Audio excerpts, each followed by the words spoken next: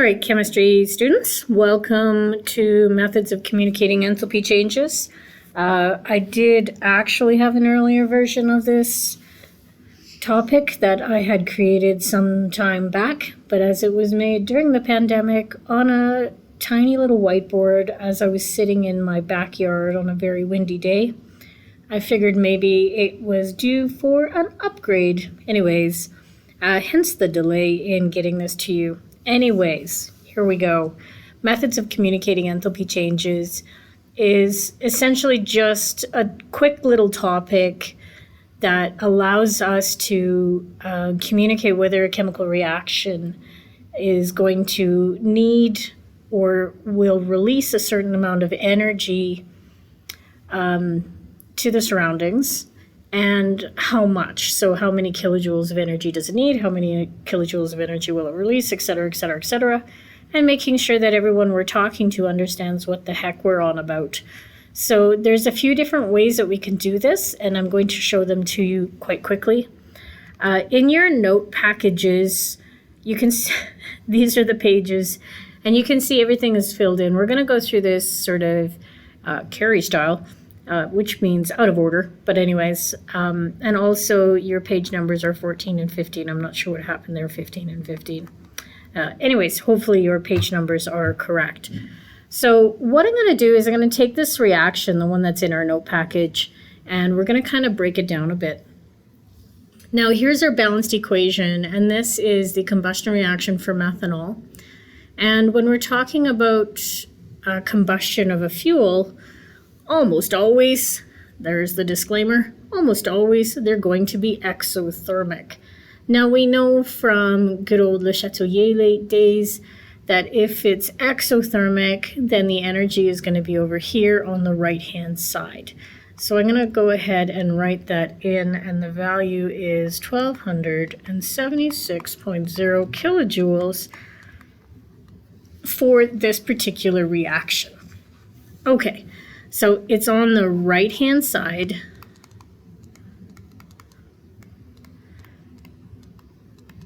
So that means it is exothermic. Now, when it's part of your equation like this, which is a perfectly valid method for communicating this information, we don't worry that, for example, it's exothermic. So that means a negative amount of energy for this reaction.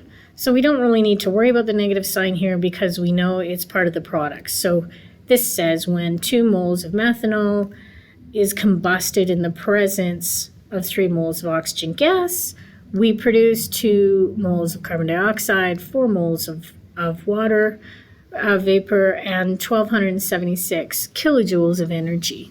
Okay, and that's all we have to say. This is very standard. You've seen it before because, again, we use this method in Le Chatelier. So hopefully that is easy peasy for us. Now, another way we could say the exact same thing. Oh, look, the same reaction.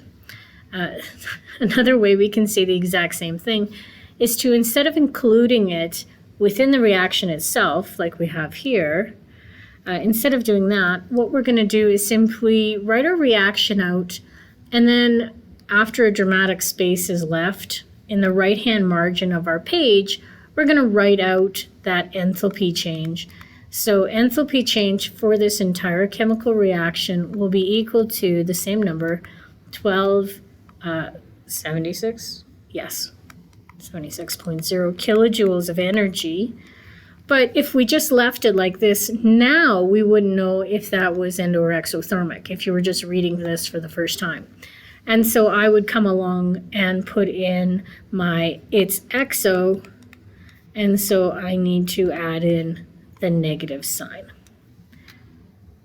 Hopefully, that is also easy peasy. If it's endothermic reaction, then we would just simply replace that with a plus sign, and people coming in would read the value and the sign together to give us that same information. This reaction releases 1276 kilojoules of energy. Okay, well, hopefully that part makes sense. I'm going to show you another way. Oh, look, the same reaction. Now, in this way, what we're going to do is watch Carrie try and draw a straight line. That never goes well. What we're going to do is draw a potential energy diagram. So, potential energy diagram. And it's going to look a lot like sort of a graph, because it sort of is. On the independent axis, or, oh, did I say independent? I meant dependent axis. On the y-axis, the dependent axis, we have potential energy. And that will be in kilojoules for this case. It could be in joules, could be in megajoules, whatever. On the dependent axis, the x, oh my gosh, I did it again. On the independent axis, the x-axis, which we don't normally write out. So just underneath it, I'm just going to write reaction progress. You could also just write time. But reaction progress is going to happen from left to right. So you could, as I say, you could put dot, dot, dot, dot, dot on the, to create an, I'll get it right this time, independent axis. You could put time, or you could write reaction progress. But as I say, we don't normally put that in. What we do normally do is just have that vertical y-axis, and then we put stuff on it. So the stuff we're going to put on it right now is our reaction. Now our reaction, as we know from before, releases 1276 kilojoules of energy. So there we go. That's the first method that we looked at when it's right in our balanced chemical equation like this. So if I'm going to release energy, that means that energy is leaving as I go from left to right of the equation. That means these guys here have high energy, and these guys here have low energy. The difference between these chemical entities and these chemical entities is 1276 kilojoules of energy. So my potential energy would start high like this. I'm going to rewrite that high like this just to give myself a little extra space on the top here. And then I would lose that energy down. And I would end up with low energy products. This is not sufficient though. This is just a shape. What we need to do is write our specific balanced equation on here. So I start next to the y-axis. I always have my reactants. So I start with my 2 moles of methanol and my 3 moles of oxygen gas, and I produce 2 moles of carbon dioxide and 4 moles of water vapor. My enthalpy change, which is this guy here, I'm going to write on the arrow. So this one, I'm losing, so exothermic, 1276.0 kilojoules of energy. Groovy? That is your potential energy diagram. Now this basic shape, I'm just going to do it in yellow, or pumpkin, or whatever I just chose. This basic shape where you have high, arrow, low, is going to always refer to an exothermic reaction. Okay? Now, the exact opposite of that is the endothermic reaction. I'm going to go to the next slide, which, you know, has this written on it, but just in the side here. An endothermic potential energy diagram. It's going to have potential energy here on the dependent axis, and then down here, reaction progresses from left to right along that slightly invisible x-axis. Now in an endothermic reaction, I gain energy. If I gain energy, that means I'm going to see my energy increase. My delta H will be a positive value, some number of kilojoules. And if I go up, it means I'm going to start off with low energy reactants.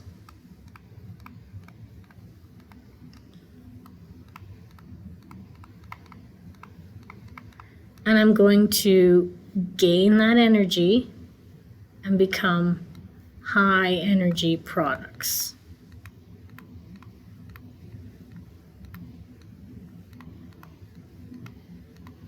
There we go.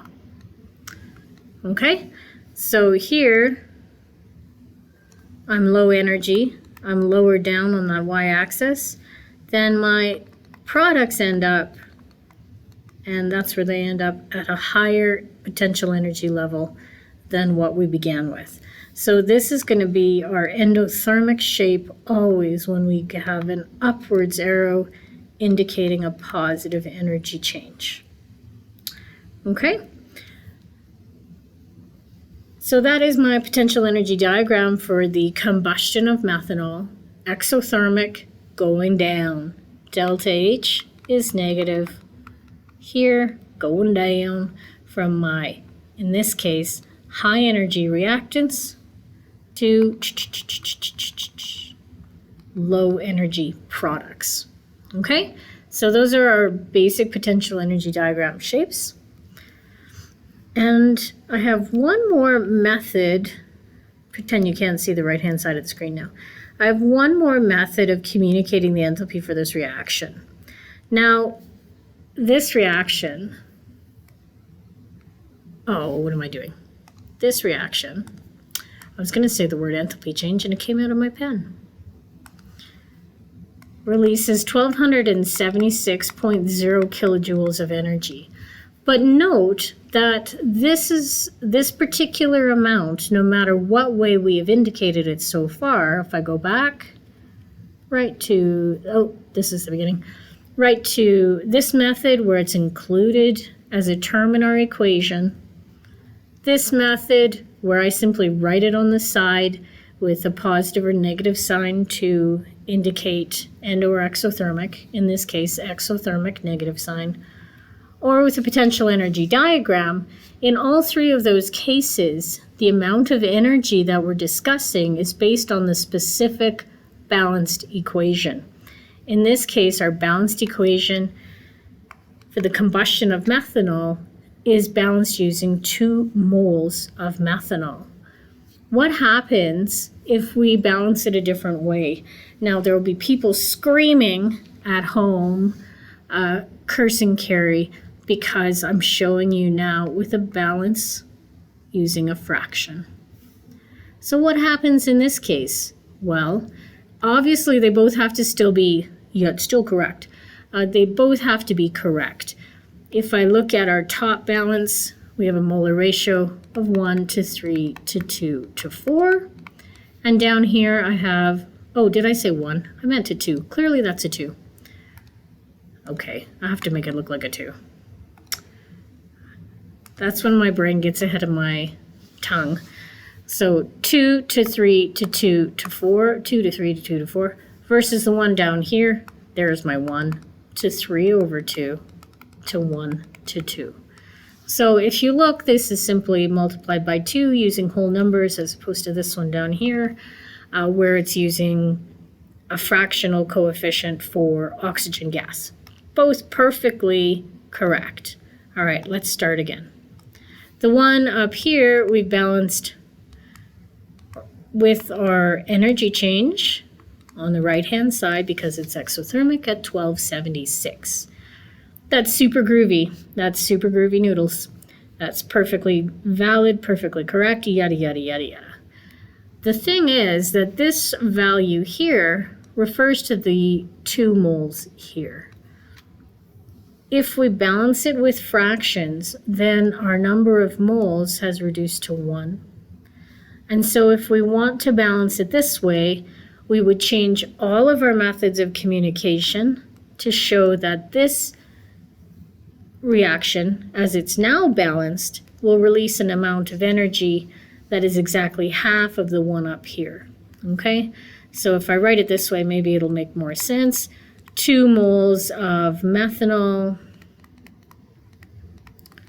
releases 1276.0 kilojoules of energy.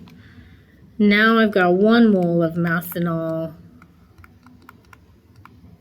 and it releases half of that, 638.0 kilojoules of energy. Okay, and these are both released, so I'm going to pop in a little negative sign to show that. If I was to include it in my balanced equation, I just bung it on the right-hand side, no signs required, just like any other product. Okay? And then if I were to do the other method where, and sadly I didn't think to copy this a million times too. So really quickly, you can be bored out of your skulls watching me rewrite the reaction.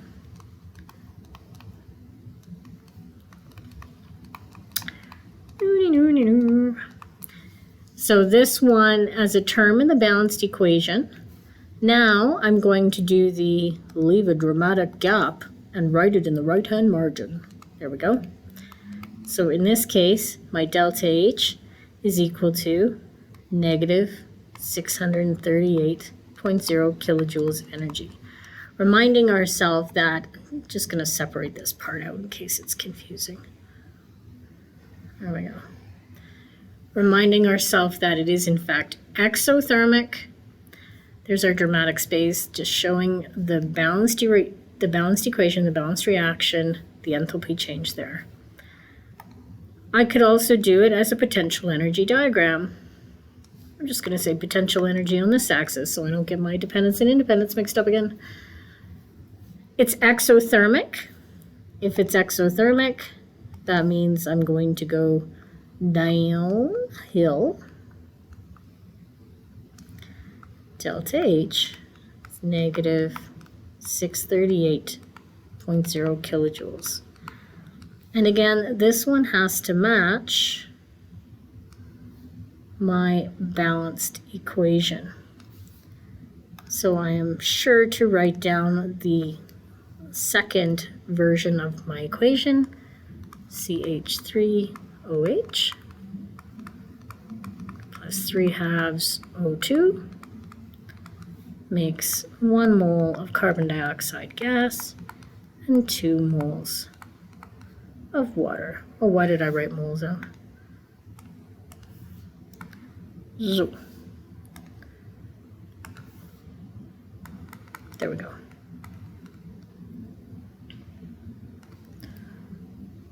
Water vapor. There we go.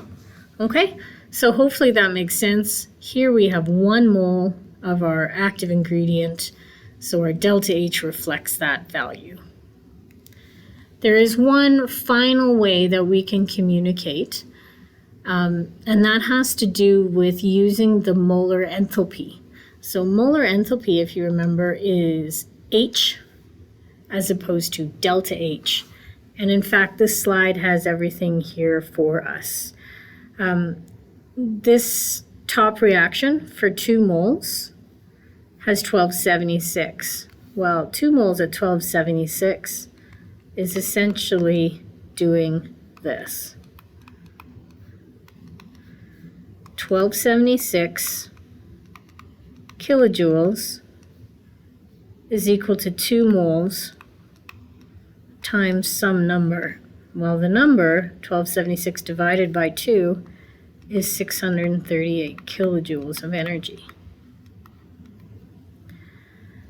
So this number here was chosen because we had a balance in our equation up here with more than 1 mole. So we had to use the delta H value.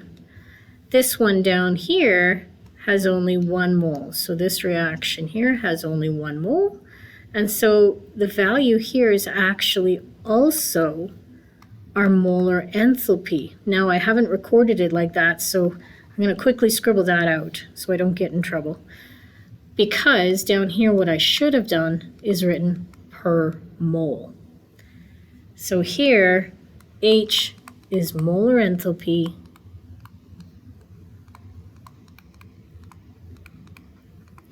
and it is the energy per mole. In this case, I am going to need a new slide. In this case, what we have is 638.0 kilojoules of energy corresponding, whoop, negative sign there, corresponding to my 1 mole of methanol. So I can also write this. Yes, I want to keep my ink. But I need to add in one more slide.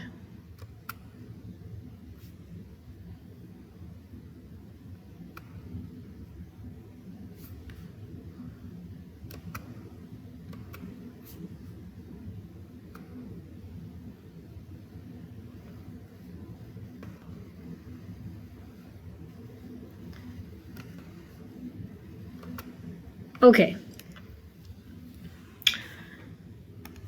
So the last method is the first one on your sheet, and that's when we use symbols and signs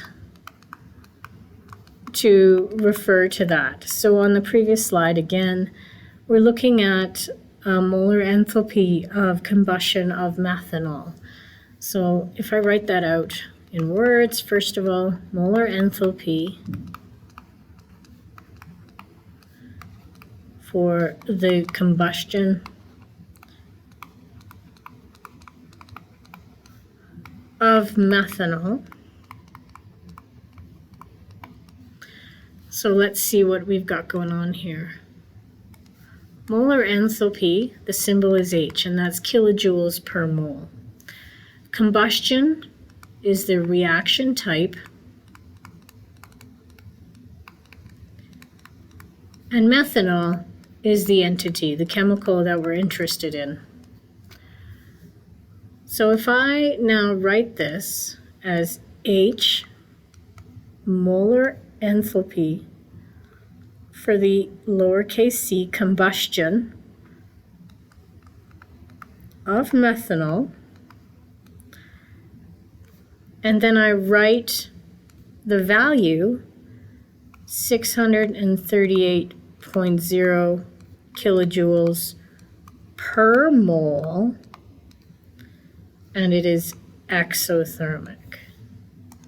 Okay, so just remind ourselves, exothermic. There's one more little piece that I want to add in here.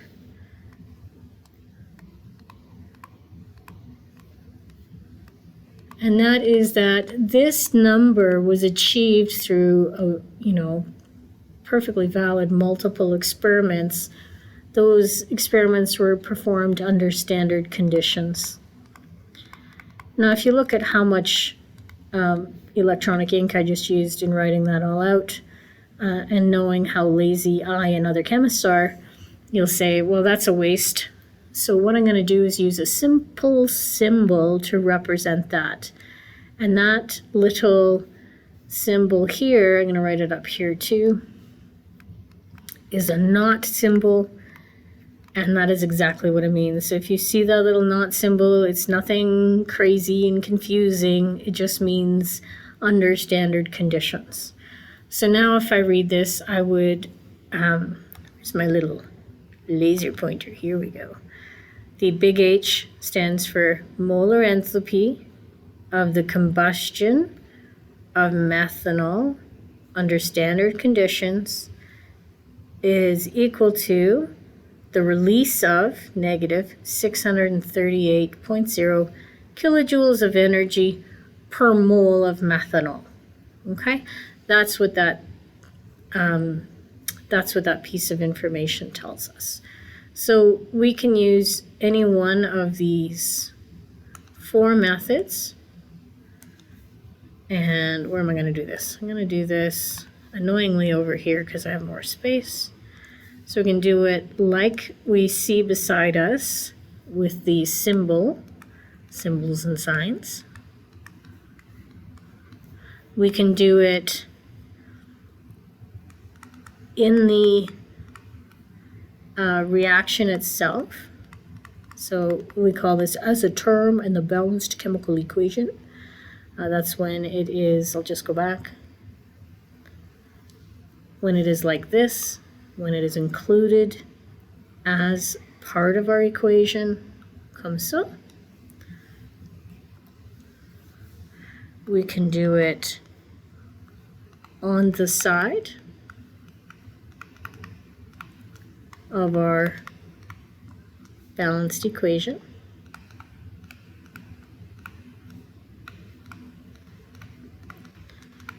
And that's when we write it in the right-hand margin. So that's this one down here. There's our balanced equation, space, corresponding enthalpy change there. Okay, or we can do it as a potential energy diagram.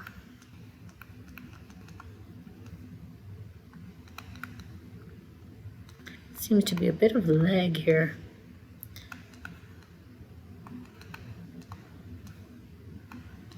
And that, my friends, is it. It's just a way of communicating, making sure we're all on the same page, etc., etc., etc.